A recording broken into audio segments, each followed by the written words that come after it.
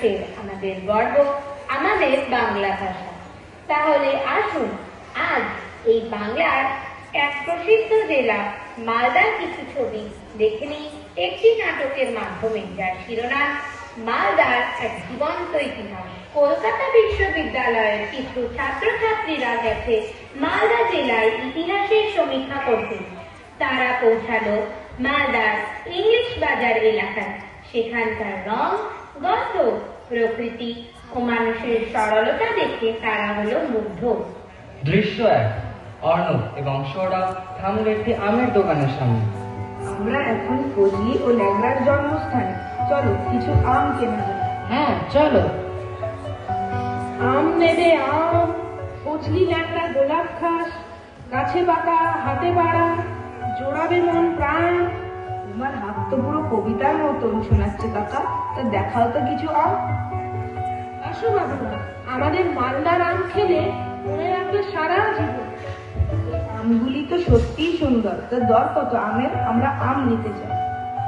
10 টাকা প্রতি কিলো, বেশি নিলে কমবে দর। আমি নিব 10 খানি, ওজন করো তাড়াতাড়ি। এই নাও 2 কিলো, দিও শুধু করি 15। সাথে দেব আরো 2, কিন্তু নেব না দাম, শুধু করাবো একটি প্রতিজ্ঞা। কি প্রতিজ্ঞা? যখন খাবে এই আমগুলো, কোনটা করবে ব্যাগে দেন, রস গড়াবে হাত বেয়ে, মনে রাখবে এই মিষ্টি সম্পর্ক। ধন্যবাদ দাদা। আমরা নিশ্চয়ই মনে রাখবো। দৃশ্য দুই। একটি শাড়ির দোকান। আকাশ, অর্জুন ও ঋষা কিছু শাড়ি কিনতে চায়। এই আকাশ, ঋষা, চল, ওই দোকানে ভালো ভালো শাড়ি আছে মনে হচ্ছে। কিন্তু আমরা কি ভালো শাড়ি পাবো ওই ছোট্ট দোকানে? যাই না একবার, দেখি গিয়ে। আসুন বাবুরা, কি দেখাবো বলুন? তাঁত, সুতি, জামদানি, মলমল, শিল্প, রকমারি শাড়ি আছে আমাদের দোকানে, দামে কম মানে ভালো।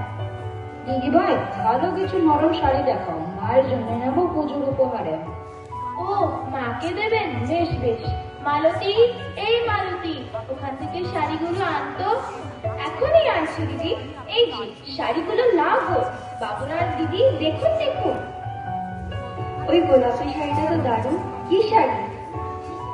এটা তো জামদানি গো, খাসা রং ও জমাট নকশা, দাম মাত্র 1200 টাকা। এটাই নেবো আমি। মা আমার হালকা শাড়ি পরতে পছন্দ করে। হ্যাঁ হ্যাঁ, এইটা সেই ফুরফুরে মলমল, আছে অনেক বাহারি রঙের।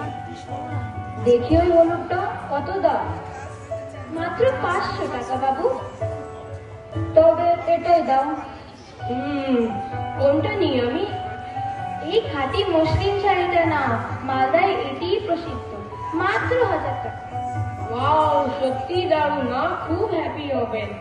তুমি কি কার্ডে টাকা নেবে? এইসব তো আমরা বুঝি নে বাবু, শুধু নগদেই নি। এই মালতী, দে রে শাড়িগুলো গুছিয়ে দে। এই না তবে টাকাটা।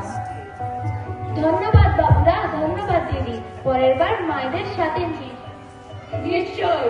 দৃশ্য তিন।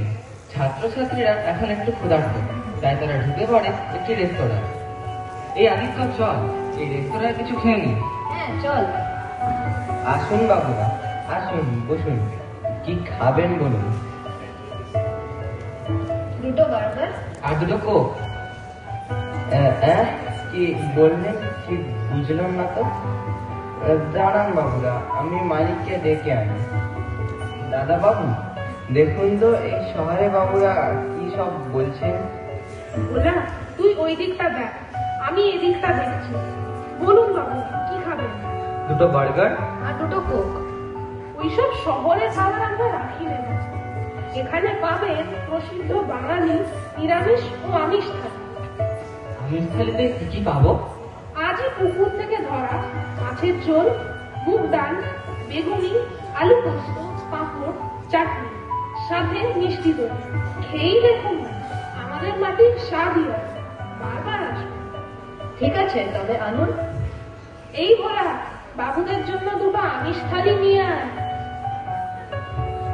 ধন্যবাদ দাদা, খাবারগুলো সত্যিই খুব টেস্টি। হ্যাঁ সত্যি, যেন মায়ের হাতের রান্না। ও দাদা, কে করেছে এত সুন্দর রান্না? ওনার সাথে কি দেখা করে যাবেন? হ্যাঁ, আমাদের পার্বতী দি। পার্বতী দি, ও পার্বতী দি, হ্যাঁ দাদা বাবু, বলুন। এই বাবুরা তোমার হাতের রান্না খেয়ে মুগ্ধ, তাই একটু কথা বলতে চান তোমার সাথে। দিদি, তোমার নাম সত্যিই সার্থক। সত্যি যেন দেবী পার্বতীর হাতের রান্না। সত্যি অসাধারণ। বকশিস যদি দিই? না না বাবু, আপনারা খেয়ে তৃপ্ত হলেই আমি খুশি।